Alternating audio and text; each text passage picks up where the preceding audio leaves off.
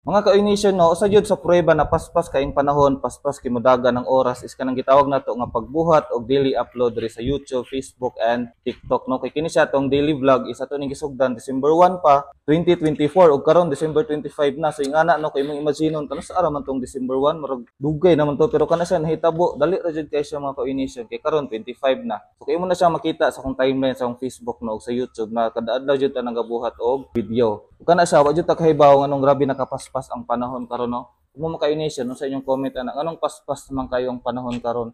Ayun bitaw ta nga Lunes pa gani taod-taod, Biyernes na pod. Bango pagay pagmata nimo taod-taod, gabi na pod, tingkatuog na pod no. So ingana sa mga ka-ignition og sa nagkadugay ang atong gibuhat og video mga ka-ignition, is ato jung nakita ang mga challenges no kay kini siya ato man siyang goal nga mahuman jud. 31 ka video sa isa ka buwan. So karon ika 25 na ni siya mga ka-ignition no. Ug kung mahuman ni nga shoot karon ma-upload na to ninyong taud-taod is unom na lang jud mahuman na nato atong goal nga maka-upload og 31 ka video karon nga buwan December 2024. So ako pong napansin no, ang challenge jud pod is nakaanam og kabug-at kay katong sugod pa ta nagbuhat og video ani katong December 1.